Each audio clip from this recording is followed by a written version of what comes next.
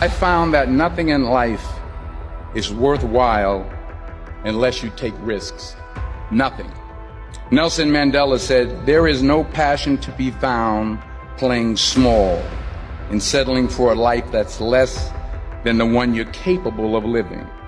In a world that's changing so quickly, the biggest risk you can take is not taking any risk.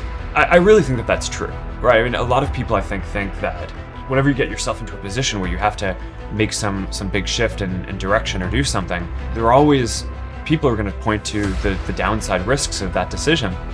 Fear is temporary. Regret is forever. If you don't try, nothing will ever happen.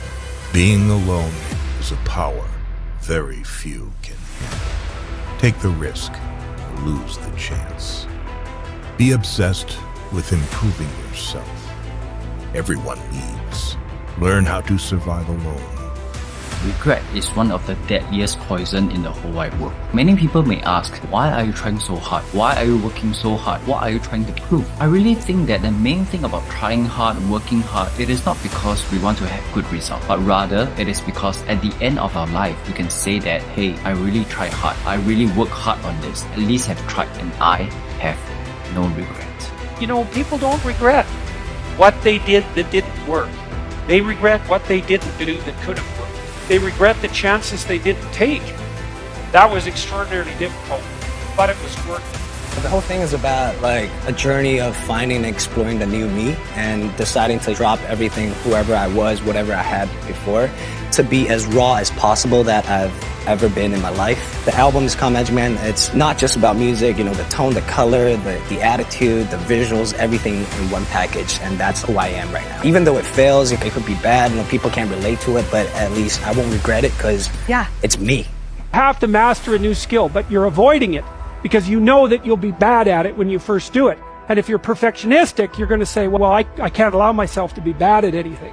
I can't allow myself to be a fool. But the problem is when you try something new, you're always a fool.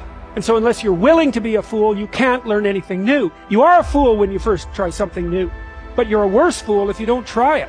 It was a quote that I had heard today, and it said, every man has two lives, and the second life starts when he realizes that he's only got one. And it just hit me so hard. This is one goddamn life we've got to live. And do you want to live it in fear, in sorrow, in victimhood? Or do you want to take it by the balls and just go for it? Like, what have you got to lose? When it feels scary to jump, that is exactly when you jump.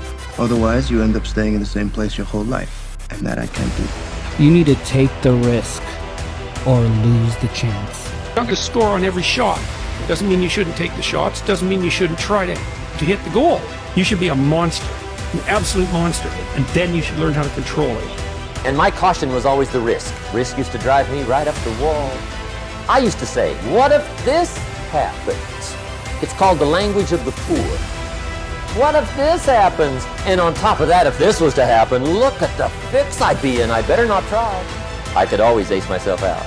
Then I'll tell you what changed my whole life when I finally discovered it's all risky. The minute you were born, it got risky.